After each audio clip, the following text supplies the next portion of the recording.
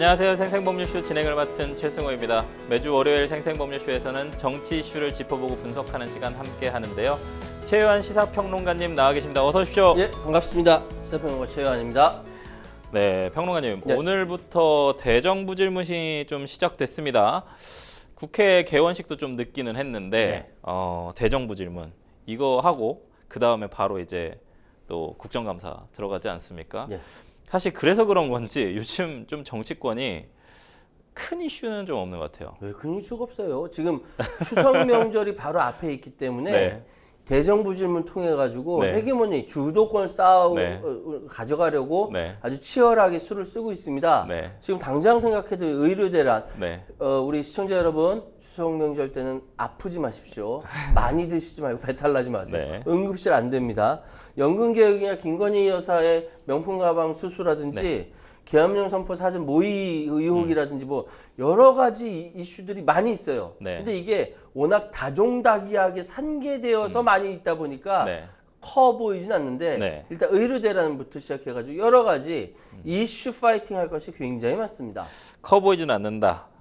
여야 지금 말씀해 주신 것처럼 여야 양측의 좀 주도권 다툼이 추석 면접을 전후해서 좀 치열해질 것 같은데 방금 전에 어쨌든 최상병 특검법과 김건희 여사 특검법이 통과됐어요. 예. 그 부분 이제 치열함의 뭐 이제 전초전인가요? 그렇죠. 법사위에서 지금 네. 야당 단독으로 의결이 되어서 통과됐고 여당은 이에 반발해서 퇴장을 했다라고 합니다. 네. 뭐 이거는 예전부터 계속 반복되어 오는 일이고 또 앞으로도 계속 반복될 수 충분히 그럴 개연성이 있는 일인데 네. 어쨌든 지금 최상병 특검은 벌써 세 번째고요. 네. 최상병 특검 관련돼서는 이 유가족 해서라도 제3자 추천 특검 차원에서 진행된다고 한다면 네. 여당에서 좀 전향적으로 좀 생각해야 되지 않을까.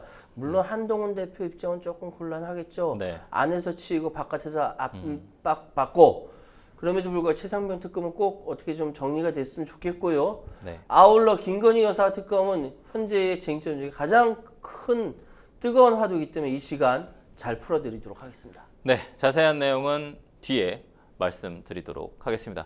지금 이 방송은 유튜브를 통해서도 실시간으로 함께 방송되고 있으니까요. 많은 시청 부탁드리고요. 유튜브를 통한 소통의 창구도 열어두겠습니다. 방송 중 궁금하신 질문도 올려주시면 답도 해드리니까요. 많은 참여 바라겠습니다. 여러분은 지금 생생법률쇼 함께하고 계십니다.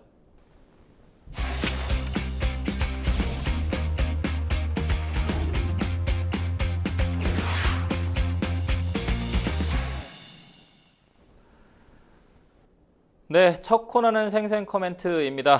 생생 코멘트는 각 분야에서 화제가 되고 있는 인물들과 이슈를 주제로 그 말을 하게 된 배경과 의미를 다양하게 풀어내는 코너인데요. 정치권에서 어떤 인상적인 코멘트가 나왔는지 분석해 보도록 하겠습니다. 첫 번째 생생 코멘트, 누구의 어떤 말인지 보실까요? 함께 사는 세상 만들겠다. 함께 사는 세상. 노무현 대통령 좀 생각나는, 노무현 대통령 맞죠? 노무현 대통령 생각나는데 참 좋은 말입니다. 과연 누가 한 발언일까요? 이재명 더불어민주당 대표가 어제 경남 김해의 봉화마을을 좀 방문을 해서 노무현 전 대통령 묘소를 참배하면서 남긴 방명록의 내용입니다. 예.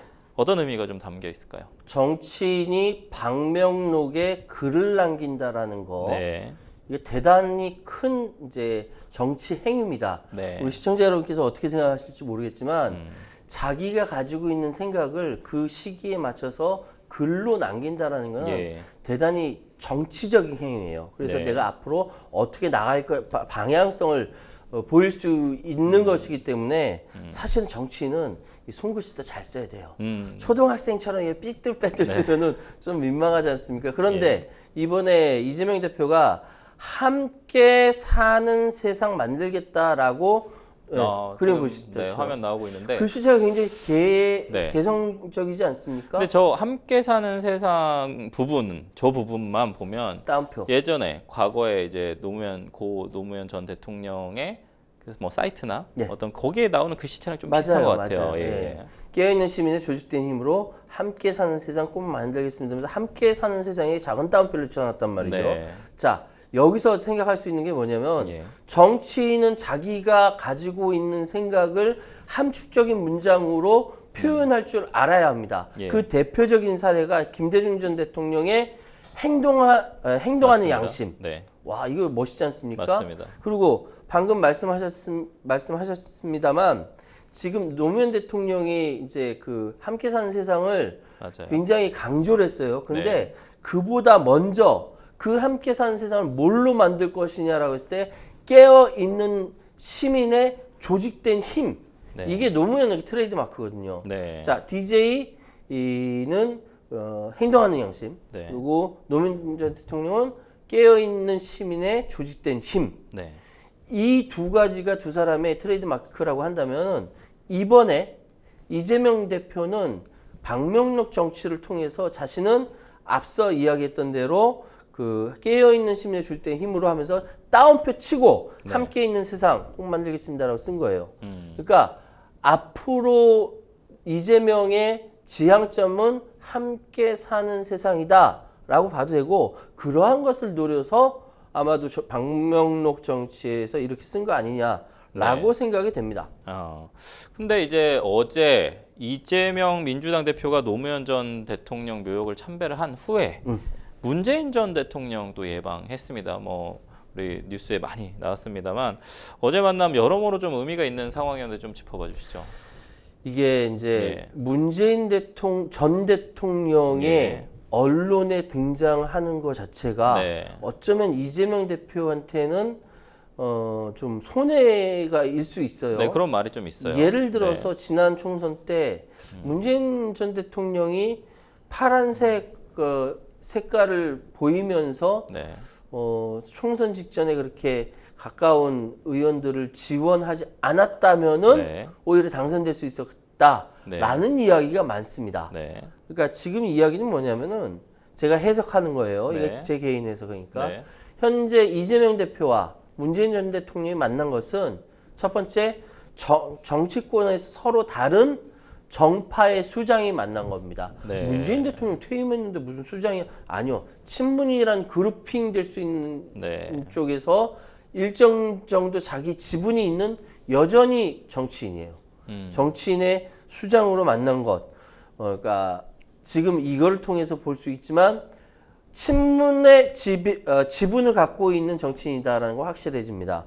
그리고 두 번째로는 민당의 대표가 제1야당 대표가 표면적으로는 전직 대통령을 만나는 것이지만 실질적인 것으로 보면은 현재의 정치 구도를 명확하게 보여줄 수 있는 친노 친문을 아우르는 네.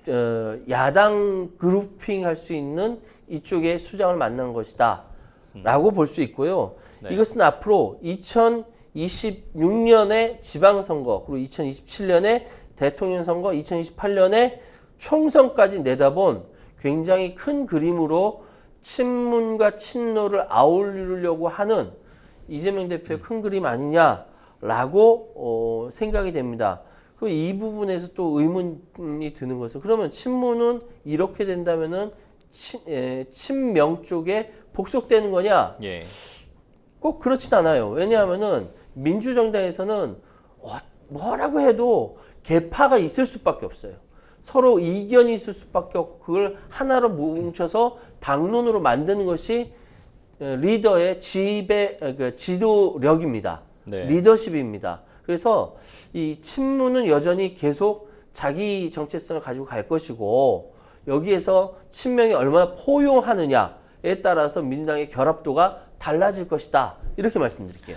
상당히 조금 어떤 민감한 시기에 만난 역시나 메시지가 있는 것 같습니다.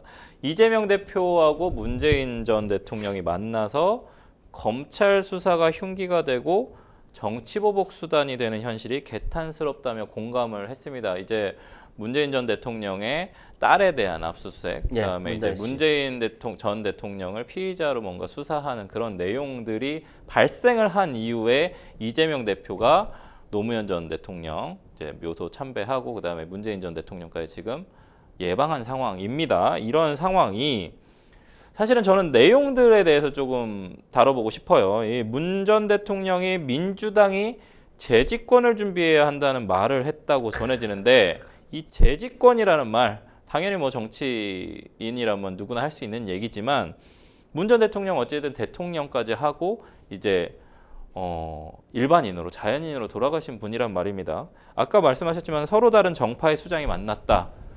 문재인 전 대통령 정치 행위를 하고 있는 겁니까? 지금 평산에서 예. 책방 여는 것도 정치행위예요. 예. 지금 보시면은 예. 지금 그 이재명 대표와 문재인 전 대통령이 만나서 예. 서로 사실은 친명과 친문이 대면대면해요. 예. 당 내에서도 그렇고 예. 두 수장이 사실 그다지 가깝다고 보기는 어려운 관계입니다. 예. 더불어민주당의 당 안에 있어서의 동지이지 이것이 뭐 엄청나게 가깝다 이런 관계는 아니에요. 예. 그런데 지금 보면은 공동의 적이 생겼습니다. 네. 검찰이랑 공동의 적이 생겼어요. 예. 지금 그 윤석열 대통령과 한동훈 집권여당 대표는 둘 사이가 여기보다 더 안 좋아요. 네. 서로 이제 그래서 적대적 공생을 한다라고 제가 표현을 했었는데 네. 그 적대적 공생을 하는 이유는 그 공동의 적이 거대 야당, 의회에 가장 의석을 많이 갖고 있는 이재명이라는 그리고 유력한 차기 주자인 이재명이라는 공동의 적을 두고 공생을 하는 거, 적대적 공생을 하는 네. 거고 지금 여기서 이재명 대표는 그리고 그 문재인 전 대통령은 검찰이라는 공동의 적을 통해서 결속을 할 수밖에 없는 조건이 주어졌어요. 그래서 대면하지만 뜻을 같이 한다라고 지금 마치 의기투합 뭐 이렇게 하고 있는 겁니다. 그런데 여기서 야당은 당연히 그 전직 대통령이지만 문재인 대통령이 검찰로부터 위해를 당하기, 그러니까 뭐 구속이라든지 이전 노무현 대통령과 같은 그런 비극이 있기 전에 차단하는 것이 훨씬 더 유리하기 때문에 이야기를 정치적으로 법리적으로 도저히 이해되지 않는 정치 탄압이자 한 줌의 지지세를 결집하는 수단이다라고 이야기를 했습니다. 이게 야당에서는 얘기할 수 있는 부분이에요. 그런데 문재인 전 대통령이 여기서 재집권을 이야기합니다. 예. 이건 굉장히 큰 얘기거든요. 그쵸. 사실 보통 전직 대통령은 정치로부터 좀 초연하게 멀어져야 떨어지고 되는 거죠. 예, 예. 그 우리나라뿐만 아니라 외국도 마찬가지예요. 그렇죠. 좀 떨어지고 그저 국가 원로로서 조언이 있을 때 한마디씩 예, 예. 던지는 것인데 네.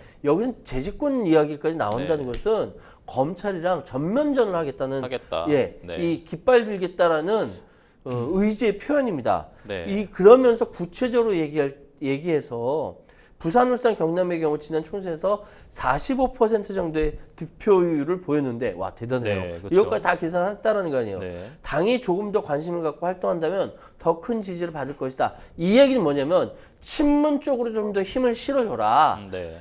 친명이 친문을 좀 더 포용해라 이 얘기입니다. 중도로의 확장. 그러니까 친문 쪽이 친명보다는 중도에 가깝다. 중도에 가까우니까. 그러니까 중도 쪽으로의 확장을 위해서 우리 부울경 쪽은 친문 쪽이 조금 더 그렇죠. 있는 것 같다. 맞습니다. 이런 뜻을 말씀하시는 거죠. 그러면서 지금 이야기가 뭐냐면 문재인 대통령, 그러니까 문재인 정권에서 윤석열 정권이 배태됐으니까 문재인한테 책임이 있다라고 하면서 일부 강성 당원들이 네. 문재인 탈당을 요구했단 말이죠. 맞아요. 그런 네. 사건도 있었어요. 맞습니다. 여기에서 이재명 대표가 최근 일부 강성 지지층이 문 전 대통령 탈당을 요구하고 나면서 당내 우려가 있는데 가짜 뉴스로 인해 우리 내부를 흔들어서는 안 된다. 네. 이럼에도 불구하고 똘똘 뭉쳐야 된다. 일종의 친명이 친문을 포용해 달라라고 하는 문재인 대통령 전 대통령의 요구에 화답을 한 겁니다. 네. 그러면 이게 어떻게 되냐? 그야말로 검찰 대 문재인 이재명. 네. 네. 그러니까 소위 결국 뭐 명문 민주화. 네. 문명 연합이 네. 검찰과 맞서 싸우는 네. 준비를 갖췄다고 볼 수 있는 그러니까 거예요. 뭐 대통령직에서 내려오더라도 검찰 개혁을 완수하기 위해서 예. 어쨌든 이재명 뭐 민주당과 함께 검찰과 싸우겠다라는 그러니까 내용. 문재인 볼수 대통령 있을까요? 같은 경우, 문 전 대통령 같은 경우 검찰 개혁의 공은 이재명 대표한테 넘기되 네. 사실은 자기 생존이 중요한 것이기 네. 때문에 이렇게 얘기가 나온 것이죠. 네. 어쨌든 두 사람이 같이 합작을 해서 명문 또는 문명 연합이 이루어진 어제였다라고 봐도 네. 될 것 같습니다. 근데 제가 지금 얘기를 이제 있고 또 아니면 그 전에도 이제 조금 보면 약간 EJ의 느낌이라는 말씀이신 거죠? EJ 무슨 한자. 말씀인지 저 정확하게 질문해 주셔야 되는데. 검찰을 잡기 위해서 같이 협력해야 할 외부의 적이 생겼다. 그런 내용이시잖아요. 그러니까 네. 쉽게 말씀드려서 제가 아까 말씀드린 2026년 지방선거 있고요. 네. 2027년 대선이 있어요. 네. 또 바로 11개월 뒤에 총선이 있습니다. 그러면 이게 어떻게 연결되냐면 여기를 목적으로 내부가 결속이 돼야 되는데 내부 결석의 동력을 검찰이 준 겁니다. 검찰이 현명하지 못한 거예요, 이건. 사실 저는 이제 어제 조승래 민주당 수석대변인의 어떤 브리핑을 보면서 사실 제일 와닿는 네. 그러니까 가장 좀 뭐 쇼킹했다라고 얘기할 수도 있을 것 같고 되게 던지는 메시지 중에 두 가지가 있었는데 아까 하나는 검찰 수사 재직권이라는 단어였고요. 재직권. 두 번째는 준비되지 않은 대통령이었습니다. 네. 그러니까 두 분이 그러니까 이재명 대표와 문재인 전 대통령이 만나서 두 분이 준비되지 않은 대통령이 집권을 해서 나라를 혼란으로 몰고 가고 국민을 불안을 키우고 있다라는 예. 부분에 공감했다라는 이제 브리핑을 했는데 예. 결국은 윤석열 지금 현 대통령을 준비되지 않은 대통령이다라고 지칭을 한 거거든요. 민주당의 가장 커다란 자산이 예. 정치적으로나 정신적으로 가장 커다란 자산이 예. 김대중 전 대통령입니다. 네. 김대중 전 대통령 그야말로 50년 만에 수평적 정권 교체를 최초로 네. 이룬 대통령이고 네. 민주당에서는 가장 커다란 정치적 지주라고 네. 할 수도 있죠. 그 사람 그 DJ의 가장 그 캐치프레이즈가 뭡니까? 네. 준비된 대통령이죠. 대통령이었거든요. 네. 준비된 대통령이 무엇을 했습니까? 우리나라 IT 강국을 만드는데 일조를 했고요. 네. 문화 강국 만드는데 일조를 했고요. 또한 이제 IMF를 엠프도 헤쳐나가는데 위기를 일조했고요. 이런 것들이 가능한 것은 네. DJ가 준비된 대통령이었기 때문이다라고 네. 얘기하는데 이거를 굳이 이야기하는 것은 준비되지 않은 대통령 얘기하는 것은 네. 민주당 내에 있는 준비된 대통령을 그리워하는 소위 DJ 세력들까지 포함해서 명문같이 합치고 네. 준비되지 않은 세력에 대해서 심판하겠다는 의지를 보이는 겁니다. 그래서 정치는 네. 단어 하나를 사용해도 그리고 방명록에 글 하나 써도 따옴표 쓰는 것까지 마침표 찍는 것까지 모두 다 정치행위다. 네. 그거는 퇴임한 문재인 대통령도 마찬가지다. 그러니까 준비되지 않은 대통령 아까 예전에 이제 뭐 우리 코끼리 얘기도 해주셨습니다만 어쨌든 또 김대중 대통령이 생각나는 문구다. 네. 날 수 있는. 그러면 결국은 친문, 친노, 친 DJ 예. 모든 민주 세력이 뭉쳐야 된다라는 메시지였다. 항상 그렇게 얘기를 하고 네, 있죠. 네, 네. 알겠습니다. 저희는 첫 번째 생생 코멘트 여기서 마무리 해보도록 하고요. 두 번째 생생 코멘트 넘어가 보도록 하겠습니다. 두 번째 생생 코멘트 좀 볼까요? 25만 원 지원금엔 동의한다. 전 국민 지급은 반대. 누굴까요? 더불어민주당의 대권 후보 중 한 명으로 거론되는 김동연 경기도지사. 이재명 대표가 강력하게 추진 중인 전 국민 25만 원 민생지원금 지급에 대해서 사실상 반대 입장을 냈습니다. 어떤 이유입니까?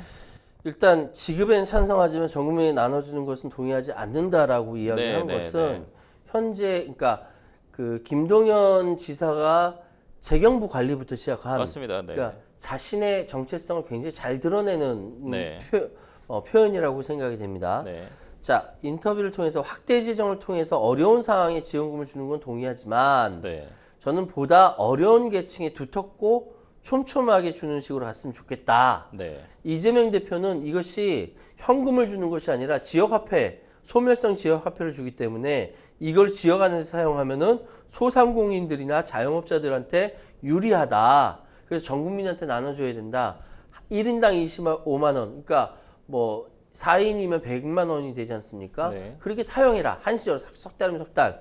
이렇게 이야기를 해서 당론으로 만든 거예요. 당 1호 당론으로. 그런데 당에서 가장 큰 지자체, 우리나라의 가장 큰 지자체자 당에서 가장 큰 지자체 담당 민주당 소속 네. 김동연 경기도지사가 나는 반대한다라고 이야기하는 겁니다. 네.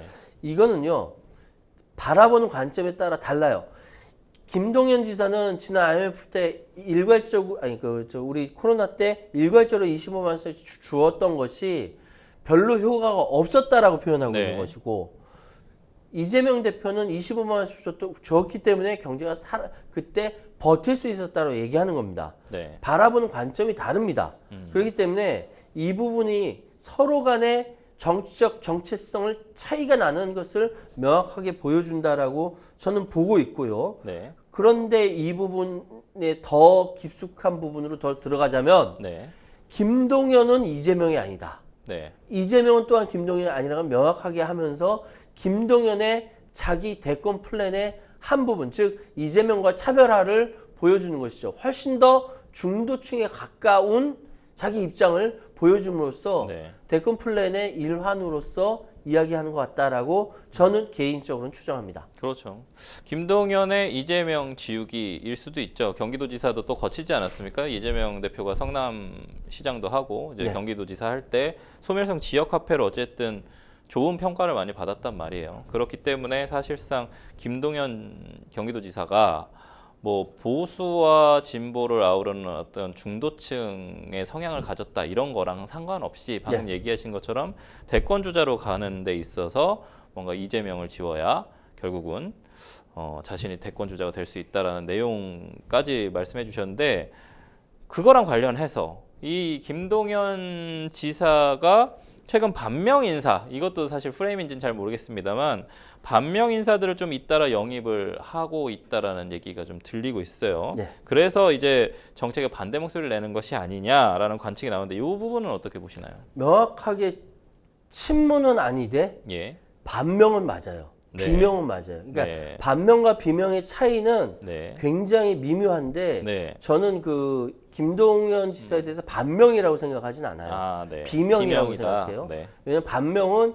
반대하는 거니까요. 완전히 반대하는 네. 거고 그 이재명 대표가 지난 대선 전국에서 네. 김동연 현 지사하고 같이 토론을 하는데 네. 토론 수준이 굉장히 높았어요. 네. 그래서 사실은 국민의힘에서 김동연 그때 지사가 입당해서 만약 국민의힘 뭐랄까 이 후보가 되었다라고 한다면은 예. 이재명 대표로서는 굉장히 어려웠을 거다라고 저는 생각을 합니다. 네. 그만큼 그때 두 사람의 토론 수준이 굉장히 높았어요. 지금 유튜브에 인터넷에 남아 있으니까 네. 한번 들어보시기 권합니다. 그런데 지금 비명계의 중심이 될 수가 있어요. 그러면서 누구를 자신과 가까이 이렇게 영입을 했냐면은 바로 전해철 전 의원을 도정자문위원장으로 위촉을 했습니다. 네. 전해철 그 도정자문위원장은 명백한 친문이자 명백한 친노죠. 반명입니다. 네. 근데 친문이자 반명을 자신의 도정자문위원장으로 도정자문위원장이 어떤 역할을 하는지 저는 잘 모르겠으나 네. 도정 전반에 대한 자문을 하는 거라고 한다면은 네. 이게 엄청나게 큰 일을 프로젝트를 맡아서 하는 것이 아니라 예. 수시로 김동연 지사를 만나서 도정에 관한 이야기를 하는데 그 도정에 관한 이야기가 가장 중심축이 뭐냐면 김동연이 향후에 어떻게 대통령이 될 수 있는 것인가에 대한 프로젝트라고 저는 판단합니다. 제가 확신합니다. 왜냐하면은 김동연의 최종 지향점은 대통령이에요. 네. 지금 상황은 대통령이에요. 근데 거기까지 가는데 여러 갈래길이 있는데 그 갈래길을 곱게 해줄 수 있는 전략적 마인드를 갖고 있는 사람이 누구냐? 전해철이라고 판단한 겁니다. 네. 그리고 전해철 도정자문위원장은 그만큼 또한 뭐랄까 그 전략기획적인 맞아요. 마인드가 네네, 있어요. 맞습니다. 그렇기 때문에 손이 한 발이 딱 맞은 거거든요. 네. 이거는 이제 김동연 도지사로서는 최적의 선택이라고 할 수 있습니다. 사실 기존의 어떤 민주당은 어쨌든 DJ, 그다음에 친노, 친문 이런 계파가 훨씬 더 중요한 부분이었기 때문에 예. 전해철 위원장 같은 경우가 사실은 적합한 것 같습니다. 상당히 적절한. 그러니까 전해철 위원장이 네. 명확한 반명이거든요. 네. 그러니까 그 친문이자 비명도 있는데 네. 반명은 몇 명 안 돼요. 네. 근데 명확한 네. 반명이면서 명확한 반명이라고 얘기해도 되는 거예요. 이 방송에서. 네, 얘기해도 상관없어요. 다들 그렇게 얘기하는데 아, 그런가요? 저만 얘기 안 합니까? 아, 예, 알겠습니다. 그러니까 그 이야기는 뭐냐면은 정치적인 노선이 굉장히 달라요. 네. 이재명 대표랑 굉장히 다르기 때문에 그러나 민주당에는 커다란 틀에 어울릴 수 있는 네. 그 바운더리 안에 있는 반명이다라고 볼 수 있습니다. 어쨌든 친노에 살아있는 또 상당히 그렇죠. 중요하신 분이 그렇죠. 있잖아요. 그래서 친노와 친문 쪽에서는 상당히 유의미하신 분이기 때문에 제가 여쭤봤습니다. 이런 상황이 국민의힘 좀 반색하고 있어요.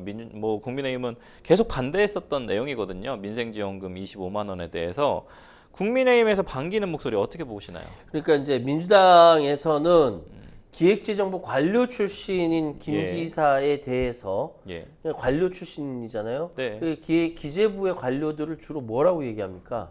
모피아라고 부르죠. 예. 예. 모피아라고 부르는 이유가 있긴 있는 것 같다라고 하면서 내부에서 굉장히 비판을 많이 했습니다. 예를 들어 네. 최현일 의원이라든지 예. 이렇게 그 소위 전국민 25만 원 지역화폐 지원법에 대해서 굉장히 당 1호 법률로 이렇게 밀고 나가야 되는데 이거를 경기도지사가 반대하면 말이 되냐 하면서 강력하게 비판을 합니다. 뭐 내부에서 강력하게 비판하는 거 그건 수도 없이 맞는 일이니까 그건 큰 문제는 아니에요. 강력하게 비판했다가 그 다음날 만나서 웃으면서 악수하는 게 정치권이니까. 그런데 이 상황에 대해서 국민의힘이 되게 좋아하죠.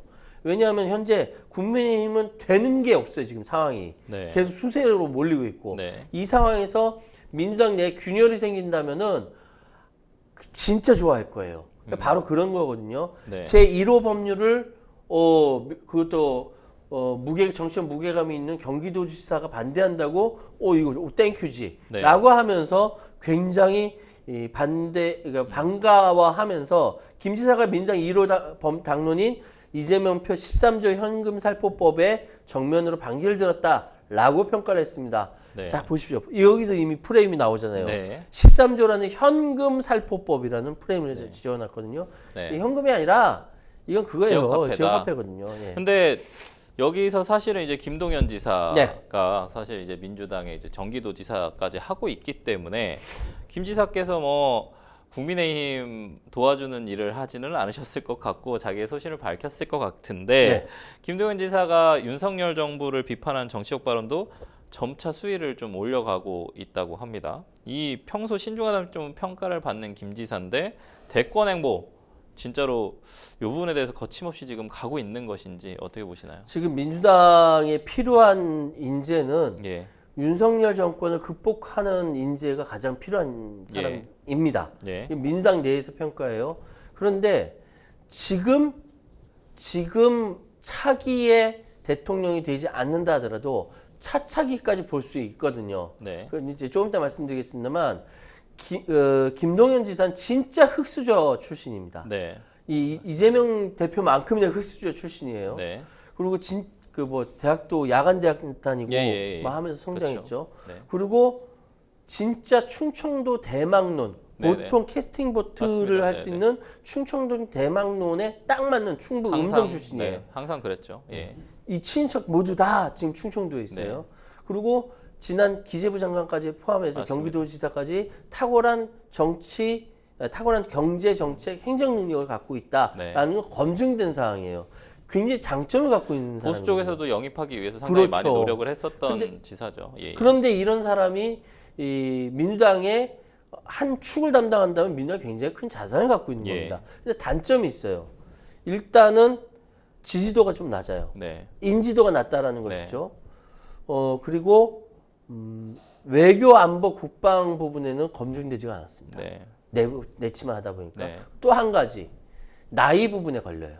아. 차차기까지 생각한다면 나이 부분에 걸려요. 이런 단점이 있음에도 불구하고 굉장한 파워풀한 자기 정체성을 갖고 있는 정치인이기 때문에 네. 이 부분은 민주당으로서는 되게 감사하게 생각해야 합니다.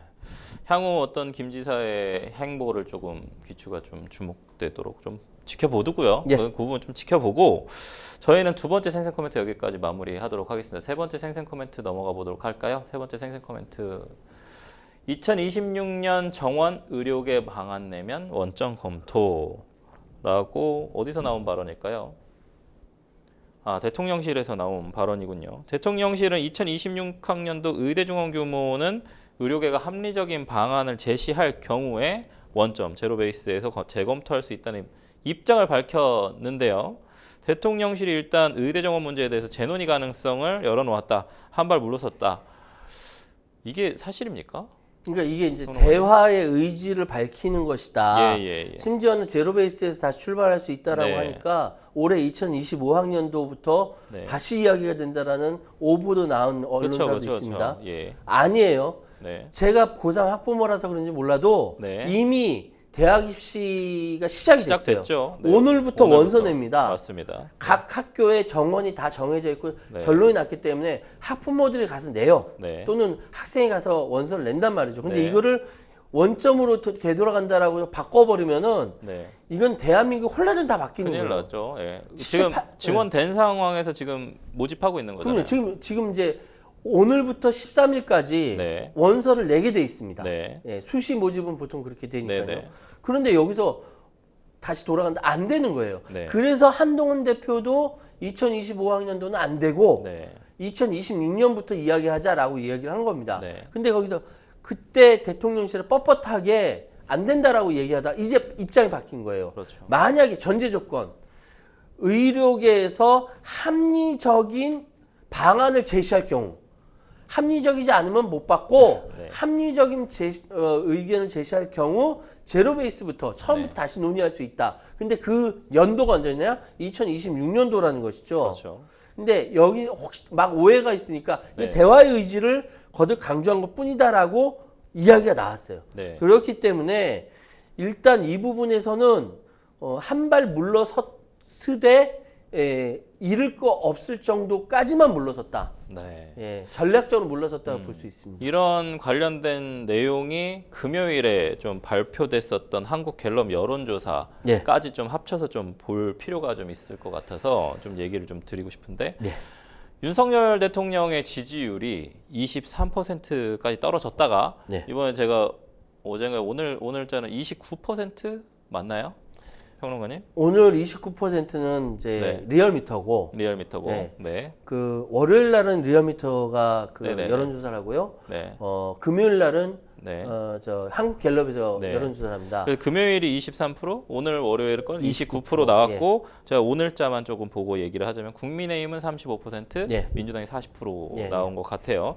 근데 어찌 됐든 20% 지지율을 대통령이 계속 유지를 하고 있는데 윤석열 대통령에 대한 부정 평가가 1위가 의대 정원 문제예요. 맞아요. 아, 이 부분 정말 어떻게 보시나요? 아픈 겁니다. 네. 대단히 아픈 거예요. 네. 왜냐하면은 의대 정원 확대 문제가 국민들이 생각할 때 가장 못하고 있는 부분이다 네. 라고 이야기하면은 네. 윤석열 대통령으로서 되게 굉장히 섭섭한 것이 네. 왜냐하면 지금까지 맞아요. 윤석열 정부 하에서 이룩해 놓은 것 몇 가지 꼽자면 많지가 않거든요. 맞아요. 한국과 미국과 일본 간의 준 군사동맹 성격을 가지고 있는 것을 야권은 굉장히 비판하지만 윤석열 정부 내에서는 굉장히 잘했다라고 네. 평가를 받고 있는 부분이에요. 네. 이건 진영으로 갈리기 때문에 네. 이야기하기 어렵지만 네. 의대 정원 확대는 사실 국민들 대체적으로 야당까지 포함해서 맞습니다. 다 찬성하는 주제라는 거죠. 맞습니다.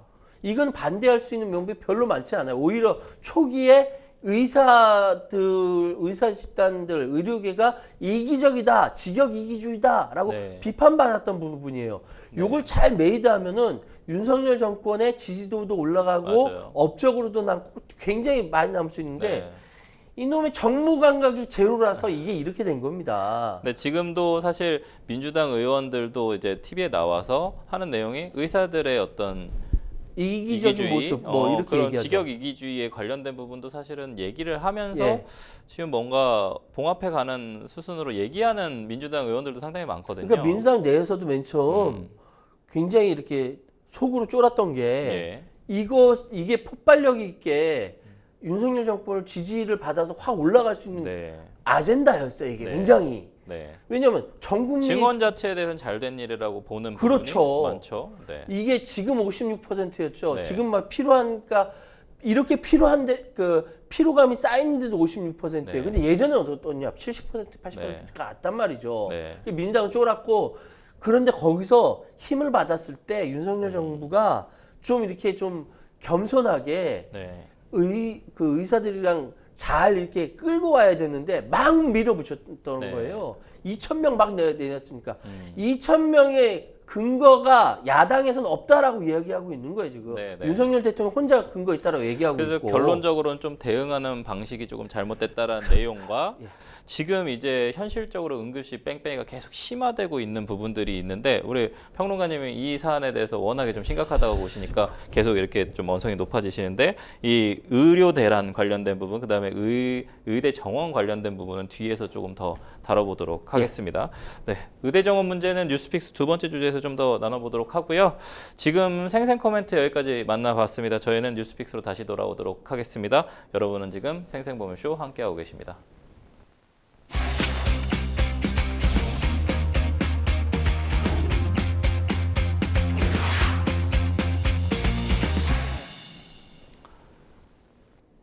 네, 분야별 가장 핫한 소식을 집중 분석해보는 시간 뉴스픽스 시작합니다. 매주 월요일은 정치 분야 주요 이슈들을 짚어보는데요. 오늘 만나볼 첫 번째 주제는 여야 김건희 여사 특검법 공방입니다.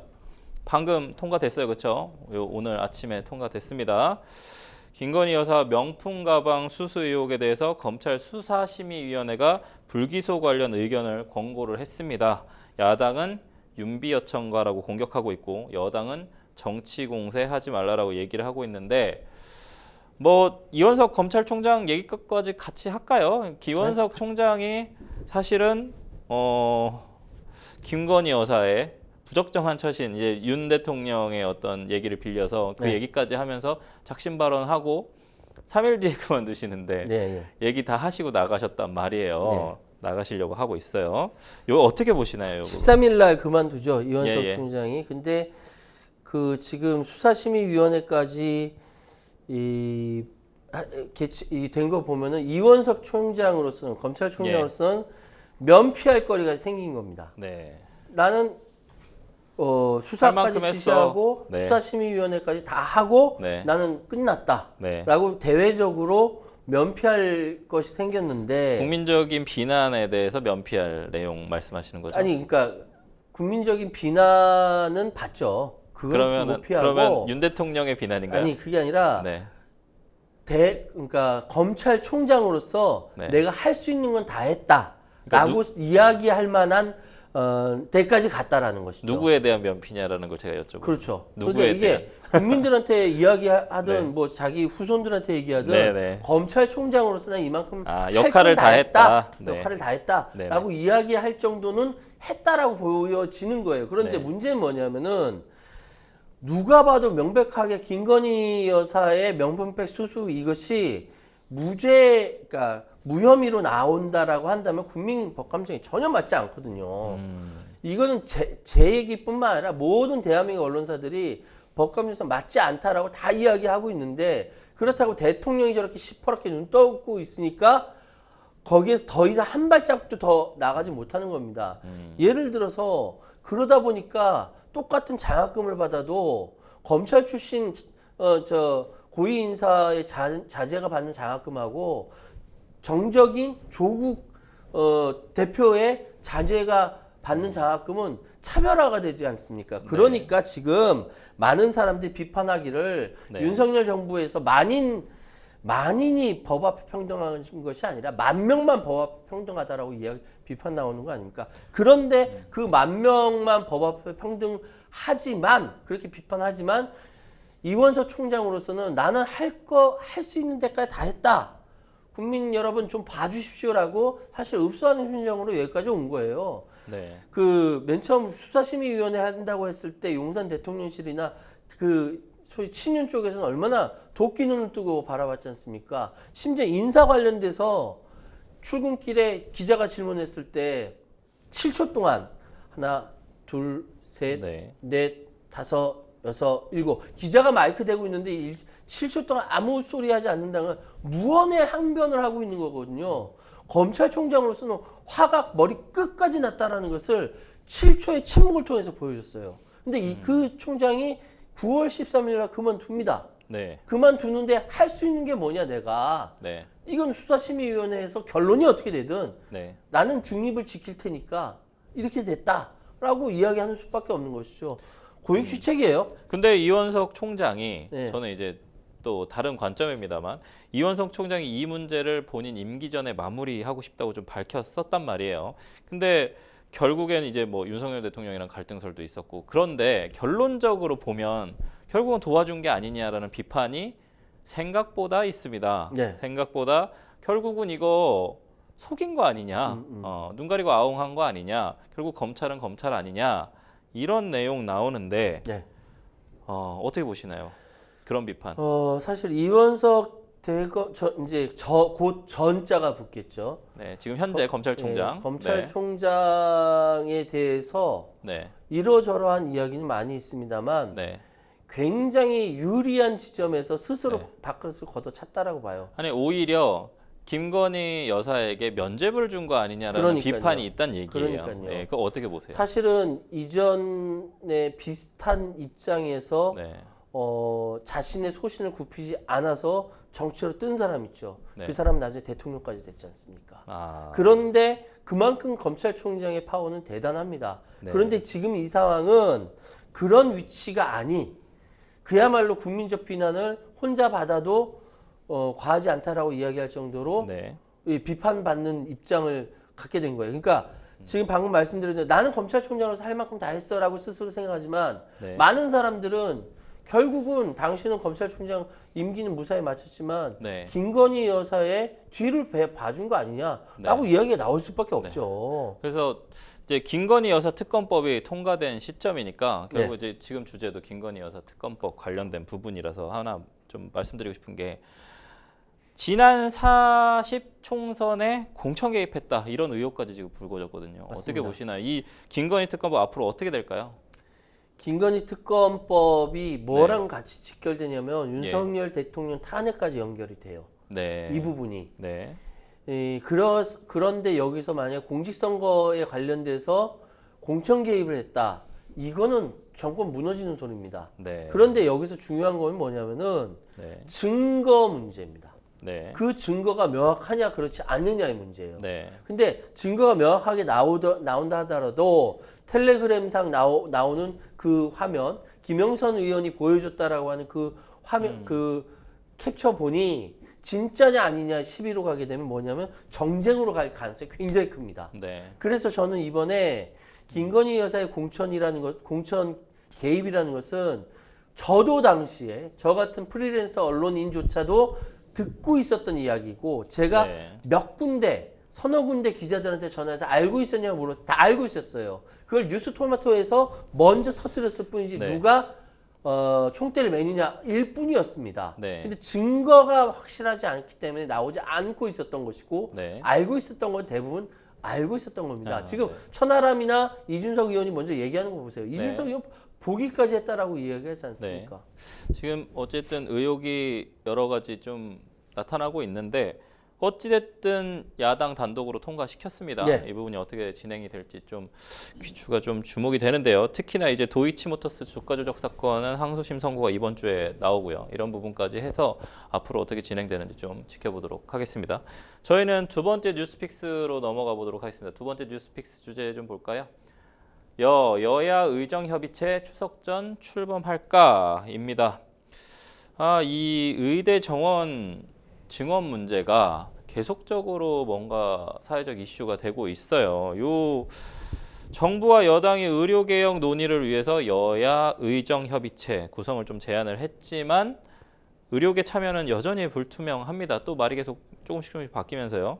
국민의힘이 추석 연휴 전까지 의사단체가 합류하지 않으면 일단 여야정 협의체라도 먼저 출범하는 방안을 검토하고 있다고 하는데 현 상황 어떻게 보고 계십니까? 사실은 이번 그 여야정 협의체가 만들어진다라고 이야기가 나왔을 때 제발 좀 잘해라. 예. 라는 국민 입장에서 그렇게 이야기를 했는데요. 지금 상황은 의사가 증원되는 거 국민들이 다 찬성하고 네, 증원에 대해서는 찬성하죠. 이게 2,000명씩이나 한꺼번에 해서 이 환경이 되겠느냐고 의문이 되고 있는 상황인데 네. 야당도 반대 못하고 찬성하는 네. 상황이고 이것이 국민들의 민생과 직결되는 문제지 않습니까? 네. 그래서 둘이서 의료계가 참여하지 않으면은 우리 여야라도 먼저 하자라고 네. 한 건데 이게 전 별로 현명한 건 같진 않아요. 근데 의료 어떻게라도 의료계는 데리고 와야 된다는 네, 거예요. 네. 그 당사자가 빠져는 안 된다는 거예요. 그렇죠. 그런데 당사자인 의료계는 네. 그 내부에서조차도 단일안을 내오지 못하고 있는 상황이란 그렇죠, 말이죠. 맞습니다. 네. 문제는 바로 그런 네. 거라는 거죠. 그래서 사실은 의료계 내부에서 단일안이 나오도록 사실 미리 보건복지부에서 먼저 가서 네.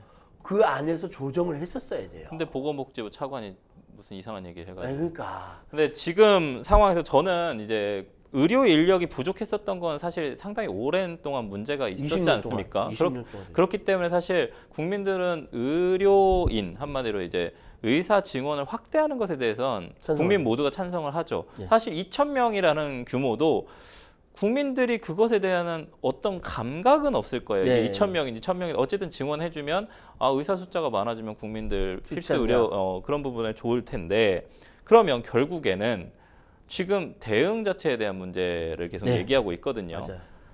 의대 증원, 한마디로 의료인 증가 이런 부분에 대해서 결국 밥그릇 싸움이다 이런 내용에 대해서 국민들 비난이 계속 있는 상황인데 왜 이게 잘 진행이 안 되는 걸까요? 그러니까 국민들이 바라보는 밥그릇 싸움이라는 것도 일정적으로 좀 맞다고 생각해요. 네, 비난까지 하고 있는데 예, 그건 맞다고 생각해요. 네. 그런데 입장을 바꿔서 제가 의사 두둔하려고 하는 것이 예. 아니라 의사를 만들어내는데 한 10년 걸리지 않습니까? 맞습니다. 네. 근데 그러면 의사를 만들 수 있는 교육 환경이 되어 있어야 돼요. 맞습니다. 교육 환경이 되어 있으면은 네. 예를 들어서 이제 해부학 실습을 하게 되면 네. 그런 자료라든지 환경이 되어 있어야 해 되는데 그것이 안 돼 있다라는 거죠. 그렇다면 저는 예. 하나 물어보고 싶은 게 정부에서 그 부분에 대해서 국민 세금으로 국민들이 어찌됐든 혜택이 돌아가는 건 다 국민이니까요. 뭐 건강보험 뭐 재원이라든지 네, 아니면 보건복지부가 가지고 있는 재원이라든지 그거 다 이용을 해서 만약에 그런 걸 확충해 준다면 과연 의대 증원을 늘리는 데에 대해서 의사들이 동의를 할 것인가 어떻게 보시나요? 명분이 그렇게 되면은 빼도 박도 못하게 할 수밖에 없죠. 그럼 그런데 네네. 그거를 그러니까 의료계 쪽에서도 예. 이야기하는 것이 당장 교육이 안 되기 때문에 반대한다라는 거예요. 지금 이야기는. 네. 그래서 사실은 그 모든 팩트에 대해서는 진실이 다 담겨 있습니다. 예. 그 모든 팩트에 대해서는 또 거짓도 다 담겨 있어요. 네. 그러면 이견이 있는 이견이 있는 의견들을 모아서 예. 하나의 안으로 만들 때는 거기에 있는 각각의 진실들을 담아서 서로 간에 조정을 해야 되는 상황인데 네. 지금은 소위 얘기해서 2,000명이라는 숫자가 딱 등장하면서 모든 것을 다 휩쓸어져 버린 겁니다. 네. 그래서 지금 한동훈 대표가 올해 2025년 이미 입시가 시작되기 안 되고 네. 2026년 내년부터 다시 이야기하자라고 하니까 의료계 쪽에서 2025, 26 빼고 2027년부터 하자라고도 얘기가 나오는 데가 있는 겁니다. 평론가님. 예. 의사 커뮤니티에서는 대통령 사과 요구하고 있고 책임자 경질하라고 했는데 대통령실에서는 절대 한 발도 물러나지 않는 상황이고요.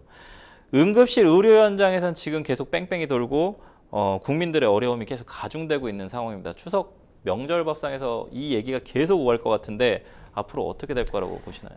지금 뭐 그 의료 관련된 이야기라든지 예. 또 김건희 특검이 문제라든지 최상배 특검이 예, 예. 이 모든 것들이 추석 명절 밥상에 올라갈 주제라고 해서 정치권이 확 힘을 쏟고 있는 거거든요. 예. 의정 관련된 의사정 그러니까 여야 의정 관련돼 가지고 모이는 이 아젠다가 추석 명절 전에 어떻게든 정치권끼리 모일 수는 있으나 의사들이 들어와야 되는데 그래야 효율성이 있는데 그 효율성이 빠지고 있는 것 같아서 안타깝습니다. 그래서 이 부분은 여러 가지 현실적인 주장이 있습니다만 의사들의 협조가 매우 필요합니다. 의사들의 협조까지 좀 이끌어내고 여야 의정 협의체 네. 좀 잘 돌아갔으면 좋겠습니다. 생생범쇼 어느새 마칠 시간입니다. 오늘 함께해 주신 최유한 평론가님 고맙습니다. 네, 감사합니다. 생생범쇼 오늘 이만 인사드리도록 하겠습니다. 시청해 주신 시청자 여러분 고맙습니다.